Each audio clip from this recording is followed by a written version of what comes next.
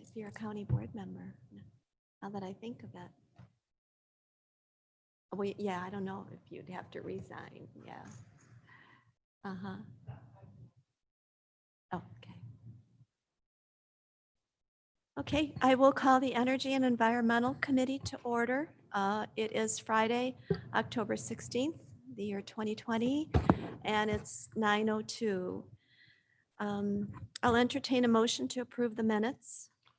Roll call, 24, sorry. Do we do roll call? Yes, okay, so you'll move the minutes? We have to know who's here. Oh, I'm sorry, well, morning roll call, thank you. Weber, Present. Allen, Barrero, Hernandez,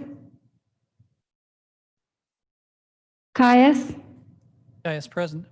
Sanchez, Here.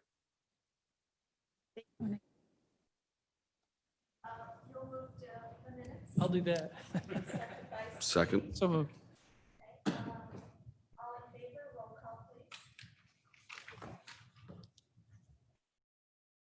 Weber, Yes. Allen, Barrero, Hernandez, Here.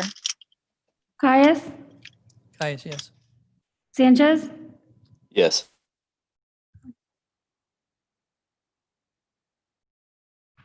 So we'll start this morning with environmental. We have a presentation. I can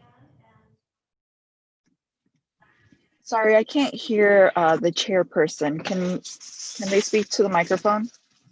and I'm sorry. Can you hear me now? Yes, thank you. Okay, we'll start with your presentation and thank you for joining us. You can go ahead when ready.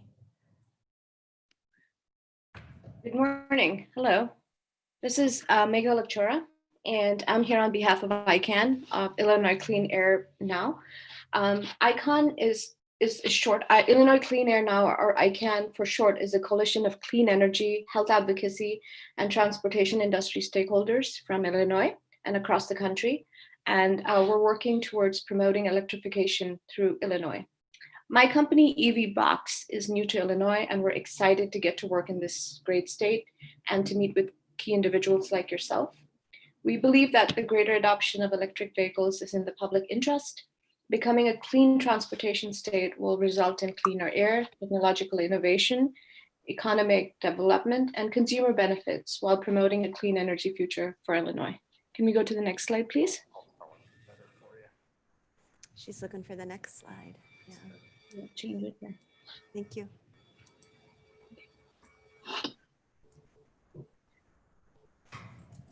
So, as we transition to the next slide, I'd like to talk a little bit more about our coalition. We support legislative policies at all levels that improve public health, protect the environment, create jobs and economic opportunity, invest in our grid infrastructure, and enable a consumer-friendly charging experience.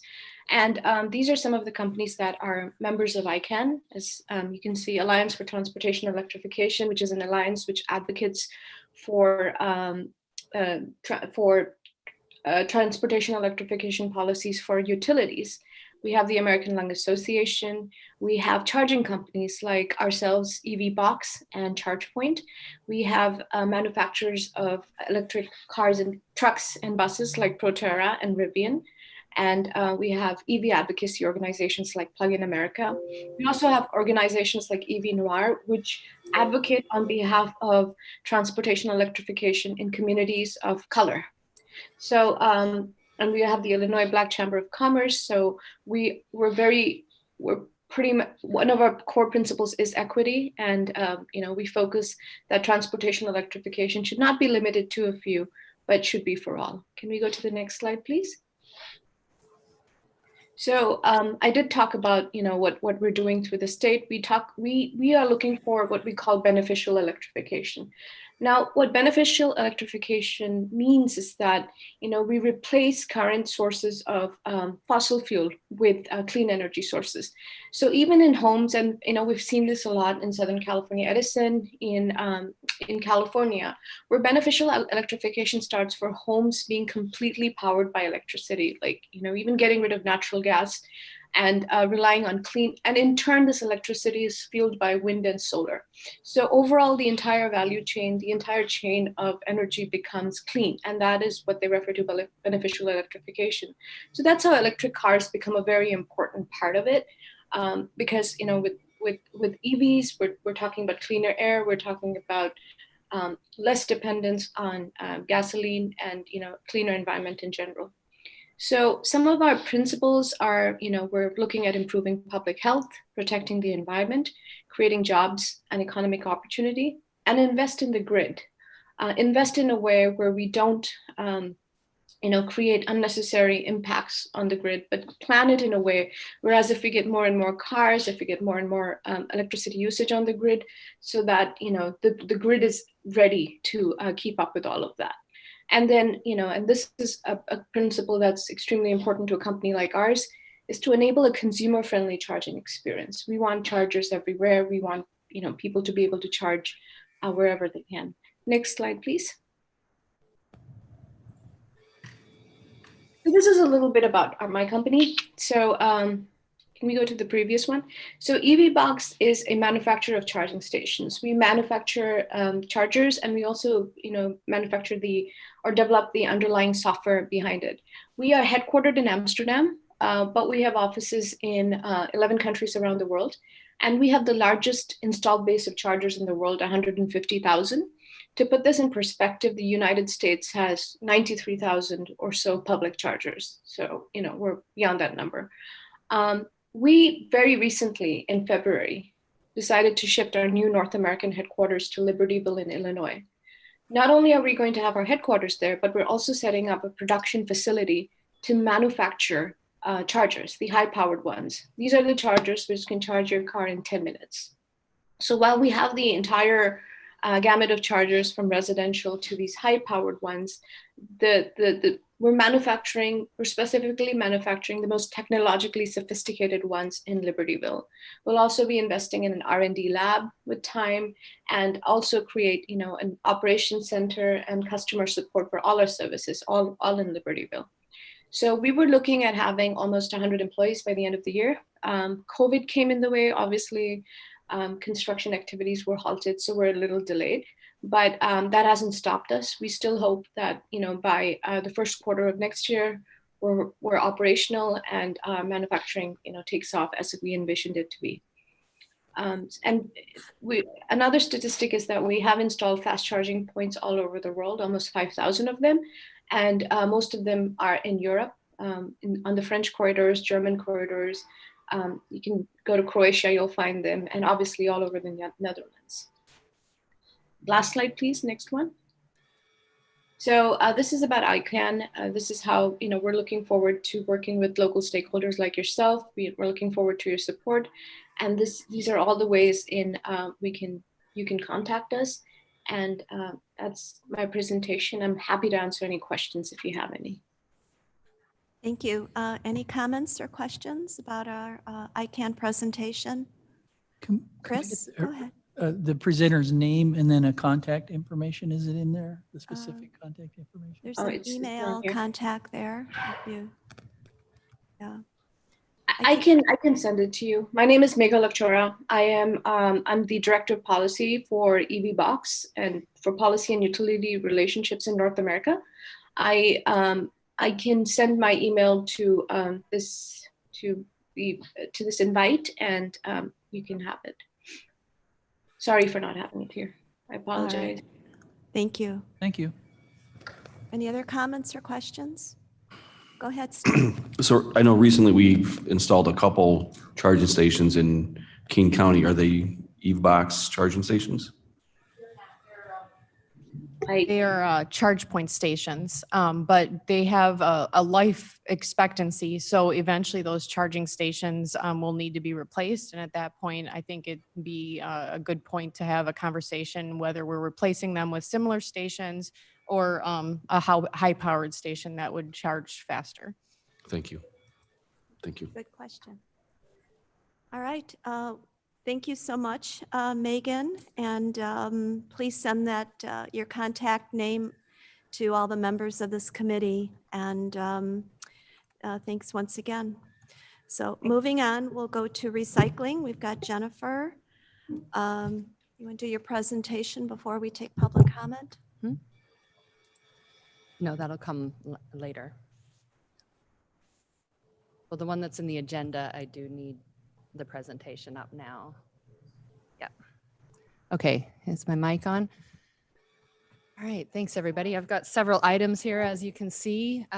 Today is the public hearing of the public comment period for the solid waste plan. So we've included a presentation. You've seen, the committee members have seen the content in this presentation before. I did refresh it just a little bit because we have updated it somewhat since you've seen, the, for example, the table of contents. So this is the new table of contents. You can see section 4 is the grist of this plan that has all of the different materials and ways to manage those materials. And then there's several other sections, including the recommendations section, and then the figures and the tables referred in the contents as well.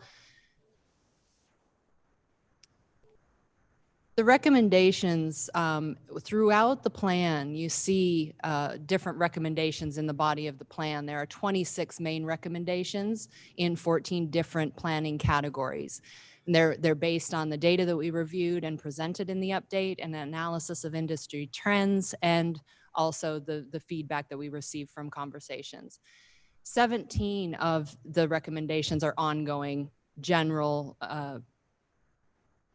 initiatives that I do anyway. As a recycling program coordinator, they're just the things that I constantly do. 9 of the recommendations are somewhat new and or more defined, and we are calling those out as deliverables in this planning period, which is a 5-year planning period. And so those are highlighted. And so these are those deliverable recommendations. And I'm not going to spend time reading all these. They are in your packet. They are in the plan. You've seen them, hopefully, in the different planning categories. And then I'm going to pass the mic over to Christina Siebert, who is our consultant, Aptum, that's been working with us on this solid waste plan. And she's just going to go over the data part. Thank you, Jennifer. So I was here in, I think it was July, and talked with all of you at that point about the data. So again, like Jen did for the recommendations, I'm not going to go over this in great detail. It is all in the plan. But just as a refresher, we can't plan unless we know what we're planning for. So I'm a big numbers person, like to get into the data and understand our waste quantities and our waste flows. And I think that's important for the county as you're looking at your plan going forward, and being able to plan for programs and monitor their progress. So starting with what did we look at? We looked at hauler data that's collected through the licensed hauler reports, as well as a number of other data sources and all of the program data from the different collection programs that the county operates for different diverted materials that are outside of what we consider our more traditional system. We don't pick them up at the home.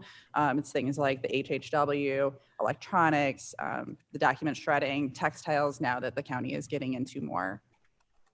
So based on all of that data, we look at what the trends are in waste quantities and how the material is managed and how much we're diverting. And we also looked at demographics. So Kane County is one of the fastest growing counties in Illinois. You're projected to stay that way. I think that when we see the census data, it's likely that we're going to see, some maybe lesser growth than what had been projected, because that's kind of where Illinois has trended right now. But on average, you're expected to grow by more than 1% per year in population and in households and in employment. All those things mean that there's more waste to be managed and more opportunities for diversion within the county. And what we've seen over the last 5 years is that we've kind of stagnated in our recycling rates. And in fact, we see a little bit of fluctuation from year to year, but generally sitting around 40% type of a rate, 35 to 40% rate.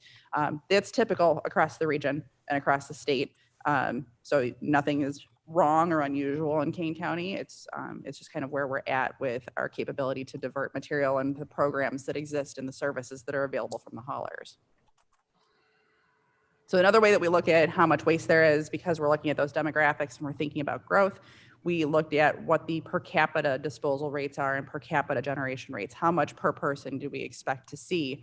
And we added to the data that's available from all the counties' data collection by looking at some statewide level data and projections that were put together as part of a statewide waste composition study to determine that there's about 8.2 pounds per person per day generated in Kane County now. That equated to about 800,000 tons in 2019.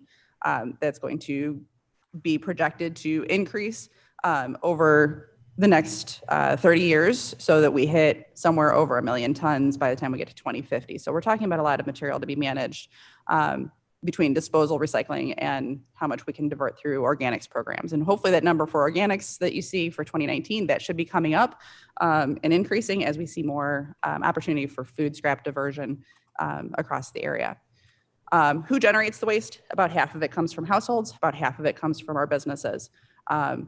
And within our diversion, we see about 34% being diverted from that residential and commercial sector. And then construction and demolition is an area that we see a lot more diversion in. It tends to be a more divertible material and easier to segregate.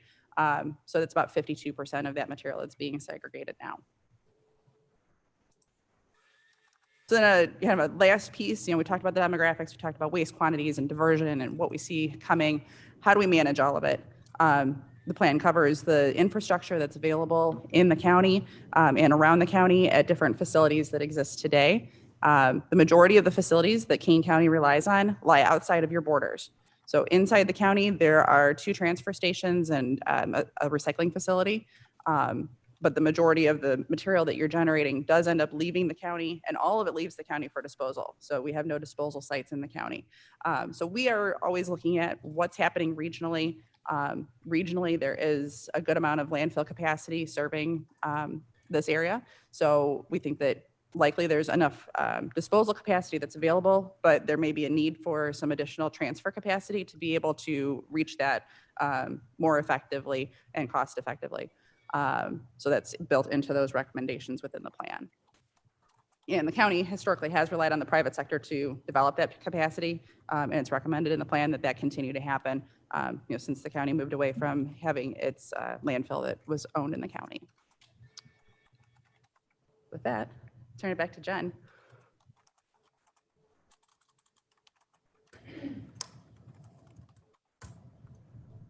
Thank you so much for coming, Christina.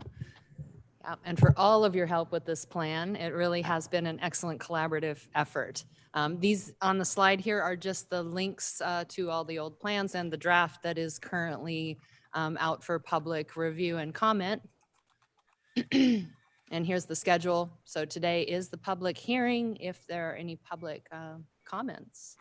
I think we have 1 person signed up for public comment. Would you like to come on up? Can you hear me now? Very, very, yes. Okay, perfect. good. Uh-huh. It's interesting because I drove an electric car here today. Introduce yourself. I'm Robin Magalla. That's M as in Mary, I-G-A-L-L-A. Actually, I can do this, can I? I don't do this very often. I put on here that I represent Elgin Green Groups 350, but really I'm here because I'm representing Robin. An ordinary citizen, just coming to say something. Anyway, I love this electric car thing because, we took a big increase on our license plates because there's an assumption in Illinois that people that own electric cars are rich. I am not rich. I got mine used. So, but I'm glad to hear 10-minute charging. I could actually maybe not buy a gasoline car to drive now that COVID has made bus traffic a little scary. Anyway, but that's not what I came here to talk about. I came to say I love this waste management plan. I am grateful that somebody has worked so hard to do this, and I just want to share that.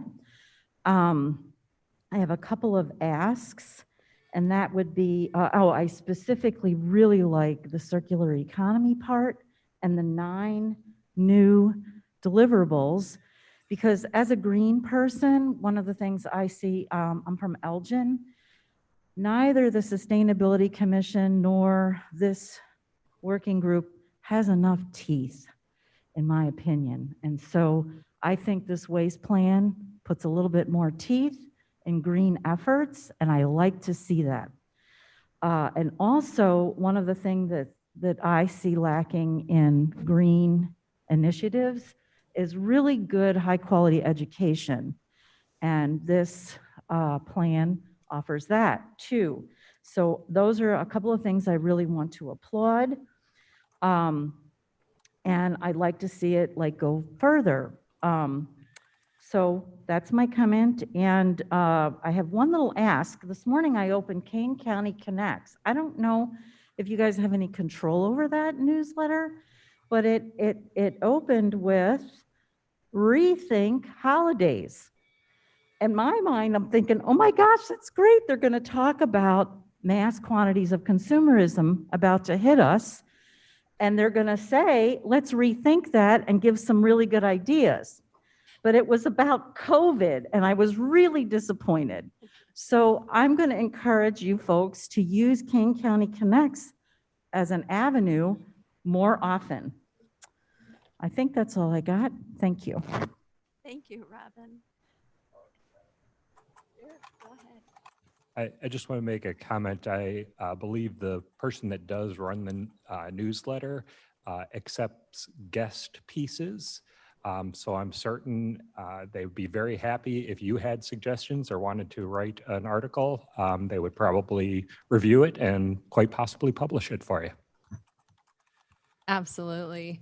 Yes. And you can come through me to do that if you want to, Robin.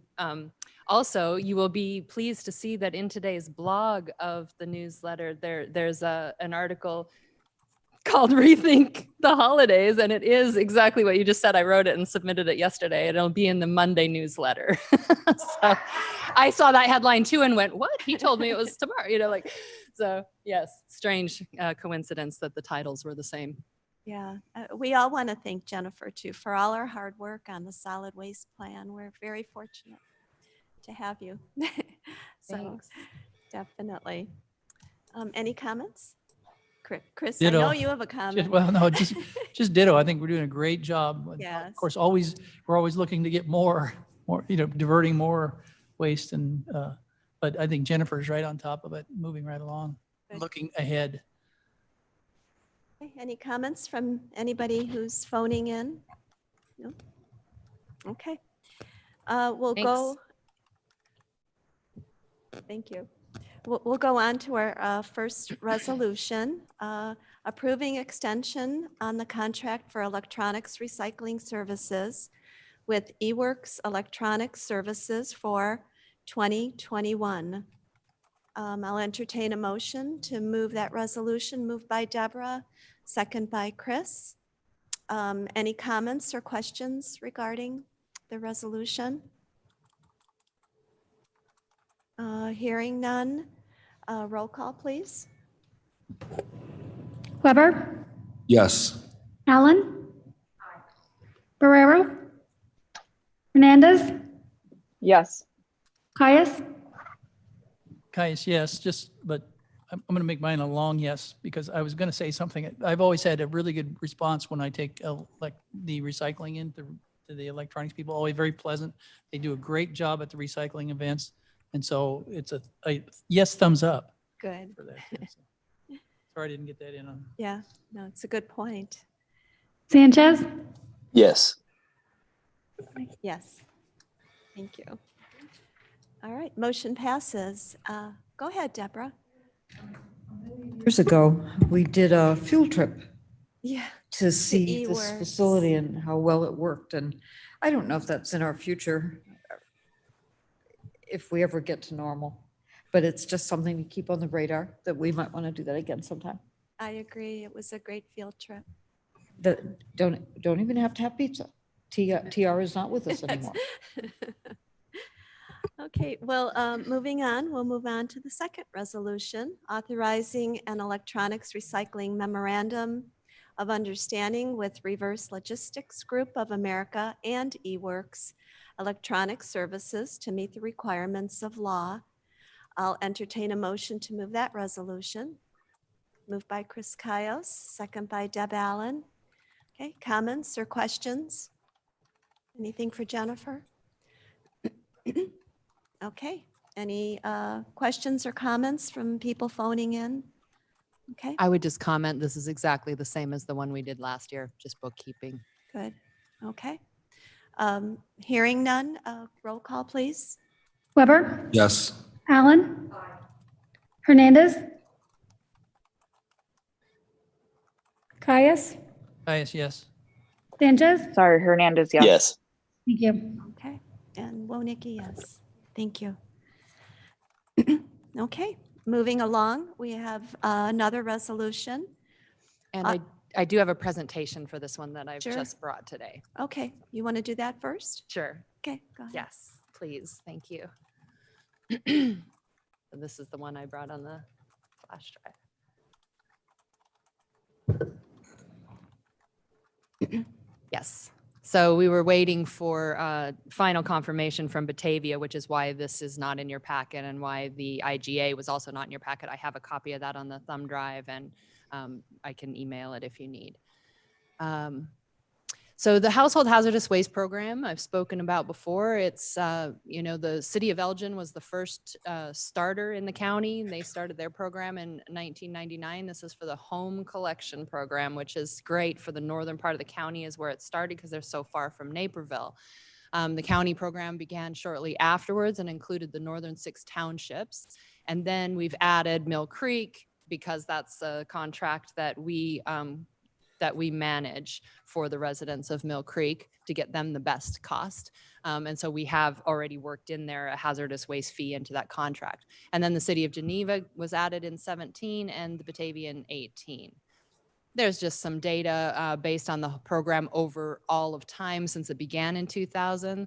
So nearly 20 years, we've served over 10,000 households and collected over 1 million pounds of hazardous waste that would otherwise have been improperly disposed of.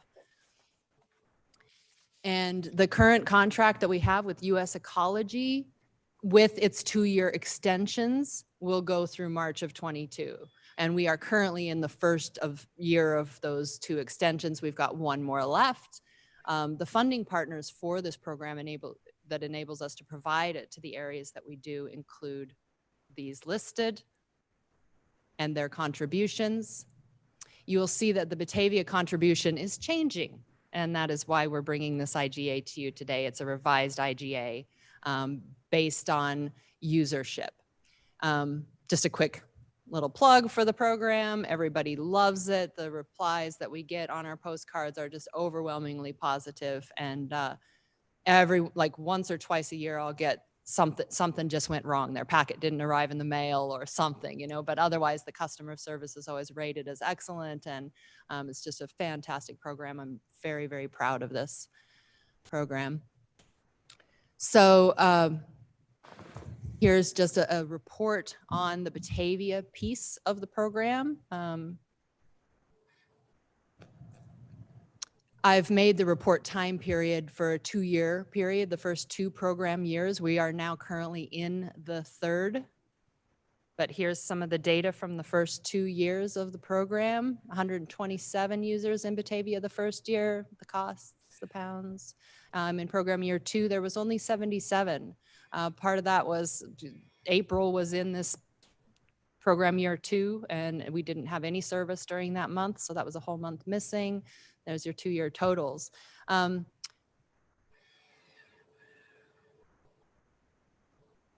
we go. Here's just a little bit of program year 3 that I've been able to capture. We've already had 60 users in this program year. So we're by far going to exceed last year's numbers now. I think it's getting more known. So that's where we're at right now as of the September service date. Here's just a bunch of numbers. You guys probably are a bit blinded by it, but this is just my tracking sheet for the program that I keep Batavia separated out from all the other communities. I also separately track Geneva, and then all of the communities, we have the numbers for them as well. But this is the Batavia program year 1, 2, and 3. And then here's the new revised IGA. It's basically the same agreement that we started with in 2018 when we formed the agreement, but we changed the payment for services section because we just didn't have the usership that we expected, nor the usership that would have expended the funds that Batavia had determined to contribute in the beginning. They kind of over contributed, thinking it was going to be much bigger than it was in actuality. So we're just scaling it back to be more reasonable to match the actual usership. So they're going to contribute, and also because they have the clause in their hauler license or hauler contract that says that the hauler shall pay $3 per household per year to the city for the provision of household hazardous waste programs. That's the money that they then forward to the county for this program. The initial payment that they made, they used other funds also, other city funds, and added to that. So the actual amount that they're receiving for hazardous waste programs through their hauler contract is $25,000. So this also matches that. And then we still are going to take our 10% administrative fee here, and that leaves the remaining amount to be the program expenses. And at the outset of program year 3 that we are currently in now, there was a credit balance. So the first 2 years of the program actually were covered by that initial $35,000 payment that they made us. And then there was still a little bit left over, and that is going to be used for program year 3. Okay. And so that means that their payment for this year is going to be this amount. Do you understand? 25,000 minus the leftover amount equals this, and I've invoiced them already for that. That's in process as well. They're running that along with this IGA through their city council. And then moving forward, it will be $25,000 a year. And we've put in this new piece here that says not only if it costs more for the program that they'll pay us for that overage, but also that if the annual funds are, sorry, let me reframe that. So that basically if the program expenses do not come up to the amount that they've contributed, that is retained by the county for the provision of all of these other services that the county provides to the residents of Batavia. And so that includes all of the household hazardous waste at Naperville that we contribute to, the electronics recycling, book recycling, et cetera, all of the things that we do at the recycling events, the compost bin subsidy program, education and outreach, all of the public response that I do on the phone with residents of Batavia, et cetera. This is just a fairly comprehensive list. Also, there's these special services here that are provided to all municipalities and townships in the county as intergovernmental partners. These are the additional services that have been utilized by Batavia within this agreement period. Thousands, 3,000 Batavia residents have benefited from the electronics recycling program, for example. And they were in agreement with that because we hope to come up with the use of the household hazardous waste program that they will use the funds. But if they don't, this is our way of balancing that so that we don't have to try to exchange monies at the end of each year. This is the new resolution that is in your packet. And just to clarify, so it's going from 35,000 contribution per year to 25. But then down here, what's this number? Barb asked me about that last night, so I'll go ahead and let you know that what that's about is that this resolution is a three-way resolution that includes US Ecology, the service provider, since they are also integral in the whole agreement. And what that number down at the bottom does is actually reiterate the contract cost with US Ecology. And this is what purchasing directed me how to do this, so that we're actually amending the contract with US Ecology at the same time. And that is because the contract cost was $86,500, and then minus the $9,000 reduction in the Batavia one. Looks like 10, but because of the 10% administrative fee, it's actually $9,000 less program costs equals $77,500.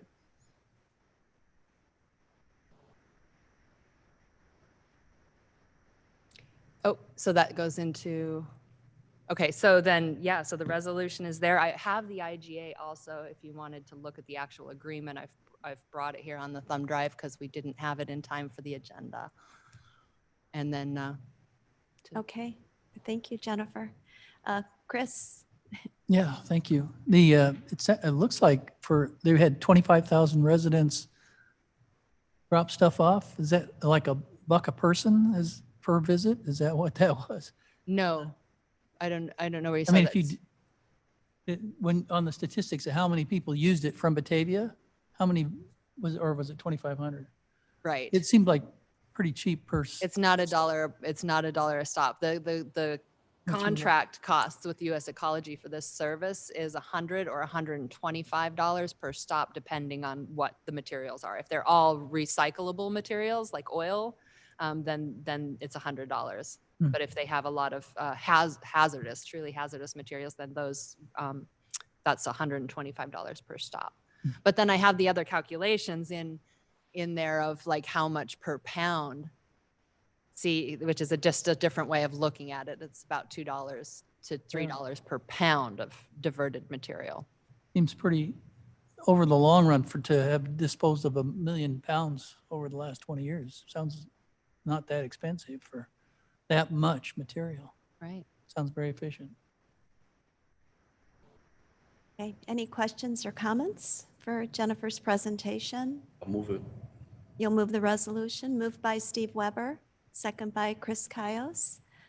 Now, any other comments or questions? Anybody who's called in on the phone? Okay, very good. Roll call. Weber, Yes. Allen, Hernandez, Yes. Caius, Caius, yes. Sanchez, Yes. And Monique, yes. Yeah, motion passes. Thank you. And thank you, Jennifer, for Thank all your you. hard work. Yep. And then one more presentation. I know you do. Okay, moving on. Recycling events and drop-off centers. This one will be quick. Okay. So just real quick, I wanted to remind everyone that we have the pumpkin recycling event on the 7th, which is the first Saturday of November at Pushing the Envelope Farm in Geneva. It's awesome. We just take the pumpkins there. It'll be a unload your own this year. And then they'll take the backhoe and just plow it into the soil and mix it up and then apply it to their fields. And then the last recycling event of the year for electronics, clothing, and books will be the following Saturday, the 14th. Is that the same place it was last year? Pushing the envelope The farm? Pushing the Envelope Farm? Yeah, Yes. Okay. Yep. Okay. And there's the poster. There are some on the front table. It's also available online. If you Google the Kane County Recycles webpage, it's on the right under events if you want to share it. You have enough volunteers? Do you need volunteers? No, because it's unload your own. Just- So it's okay. just going to be a couple of us there counting and weighing and stuff. Okay. And then just a reminder that these drop-offs are open year-round for electronics and clothing. And scrap metal also, which is something we need to add to our outreach. That's it. All right. Thanks. Okay. Any questions or comments? Was Chris? scrap metal, is that new? It is new. It's just a discussion we've just had last week that they are taking it already. Because if people bring like a microwave or something, that is not of any value in the electronics area, but it's got a lot of scrap metal in it. So they've got a contract with a scrap metal dealer. They have a dumpster there and they're just putting all that stuff in there. So we might as well welcome just scrap metal. Anyone can bring it and put it in there. Great. Mm-hmm. Okay, moving on. We have sustainability. Jody? Great, thank you, Barb. Based on the conversation we had at last month's meeting, we did go through the green building policy and reorganized it so it meets more of a policy standard, as well as added some additional items that were requested from the committee. So I'll just briefly go through the document. It was sent out to department heads as well as the entire county board for comments. We did not receive any comments back. At this point, if it is approved today in E&E committee, it will go on to admin and then from there exec and then county board. So I'll just briefly go through the revised policy and the changes that we made since we last met. We did add a section number 2. First we added a section number 1, which is where the policy applies, which should be any Kane County owned buildings, leased or rented buildings, which was one of the suggestions from the meeting last month. We added a definitions section. The green building standards were not revised based on my original presentation. Those all remain the same, but we did on page number 2 add item C at the request of Chairman Winnicki for the exterior lighting based on the dark skies lighting presentation that was at last month's meeting. Section 4 is actually the implementation of the policy and goes through the steps that would be required if you have a project that meets the requirements of the green building policy, how that would actually go through the process at the county board level. And then specifically section 5, the department responsibilities. That was one item that had been brought up by the building management department in regards to what kind of responsibilities they would have versus the environmental and water resource department kind of being the keeper of the LEED certification for the county. So that's more clearly defined than it was in the previous version. Section 6 is a new lease section, and that was suggested by Mr. Weber. We did do quite an extensive research, and there is quite a few documents out there on green leases. So we did a little bit of an education for ourselves in that regards. Specifically, the items that really applied were when you're looking to lease a building, it's important to have the current usage for the building that would be available for the county. So if the building is doesn't have low flow fixtures, for example, and the water bill is expected to be very high, this would be a requirement that would be added into the lease language that would allow the county to have access to electrical usage and water usage from previous tenants to kind of gauge how expensive it will be to actually use space in that building. The second item we added was regarding Energy Star build out of the tenant space. So whether the landlord or the county would be building that space, the light fixtures and any other fixtures that are implemented as part of the use of the space would need to meet Energy Star requirements. And one of the really interesting clauses that we found in a lot of the green leases is the cost recovery clause.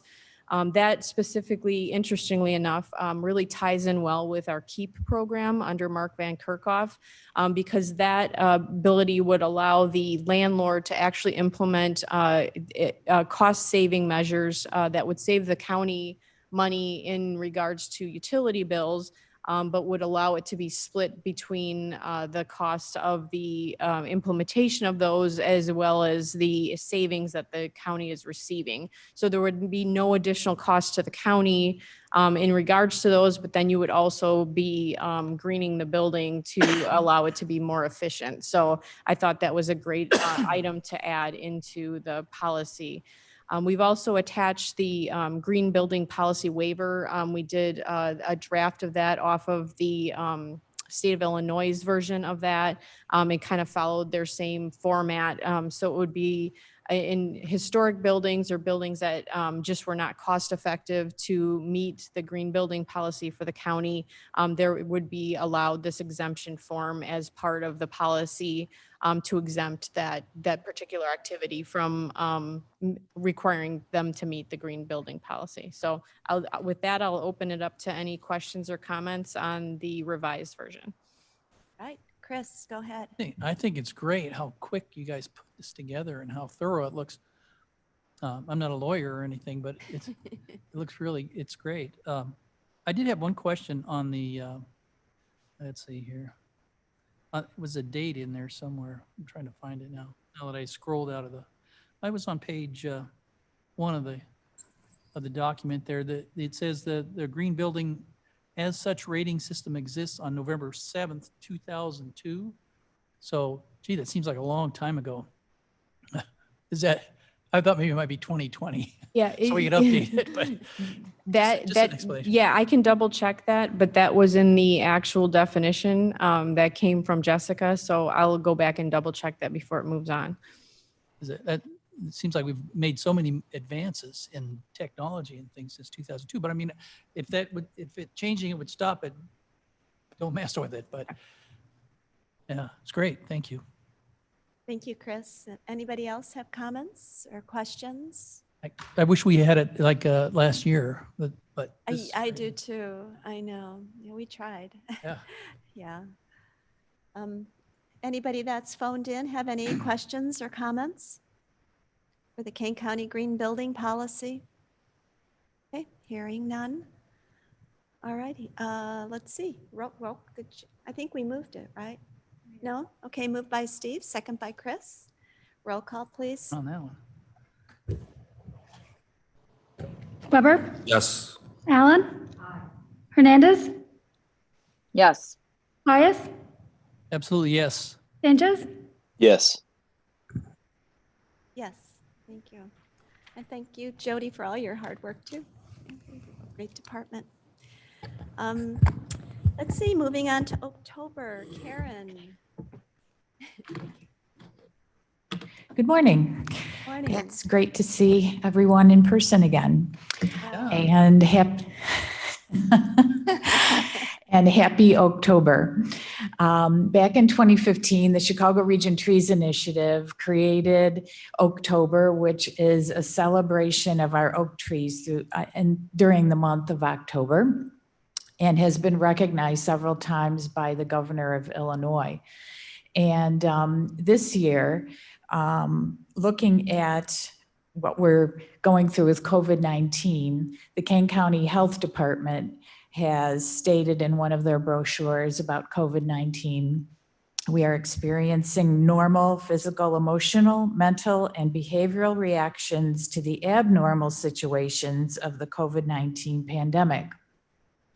So I think this gives us a good opportunity to emphasize what oak trees and other natural resources can do for us during this time of COVID-19, can help to improve our self-esteem and concentration, encourage more physical and recreational activities, create opportunities for safe socialization in public spaces, and improve our relaxation and mood. So if you're interested in participating in some events this month to honor our oak trees, you can go to chicagorti.org/events, or if you have an event that you would like to post there, you can do so.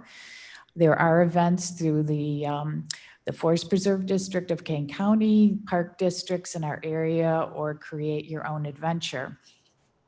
Also, especially since we're starting to see an uptick in cases of COVID-19, I think it's good to once again talk about how we should be recreating responsibly. And this was an interesting chart that I found.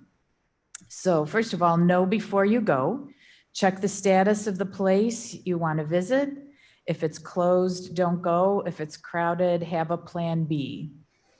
Plan ahead, prepare for facilities to be closed, pack a lunch, and bring essentials like hand sanitizer and a face covering.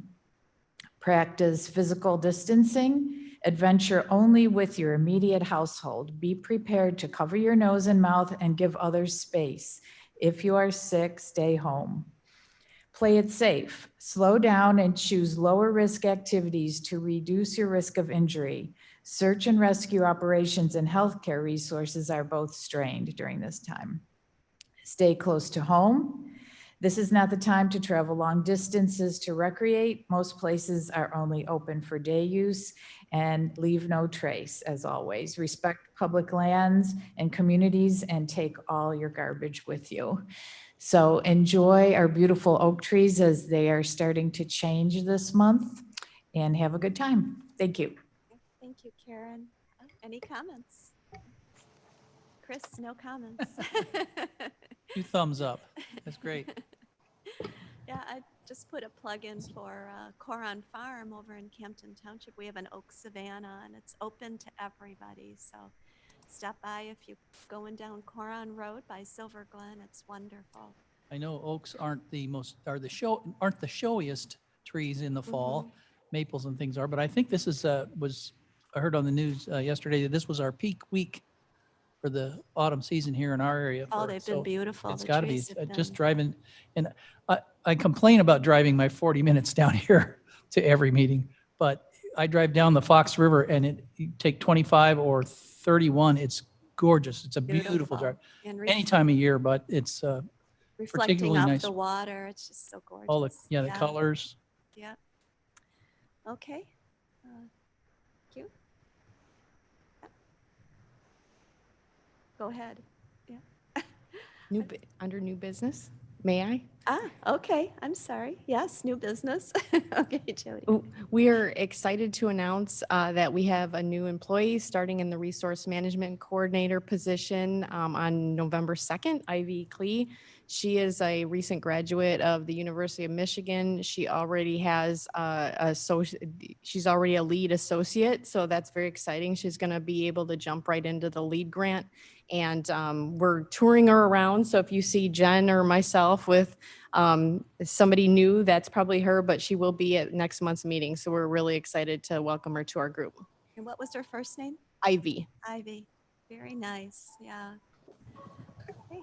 Any other new business? Any comments or thoughts? Okay. I'll entertain a motion to put the reports on file. Moved by Deb, second by Chris. Roll call on that. Weber, Yes. Allen. Hernandez, Yes. Pius, Yes. Canisius. Yes. Yes, thank you. Okay, that motion passes. No need for executive session. One more chance. Any other comments? So a motion to adjourn. Moved by Steve, second by Chris. All in favor, say aye.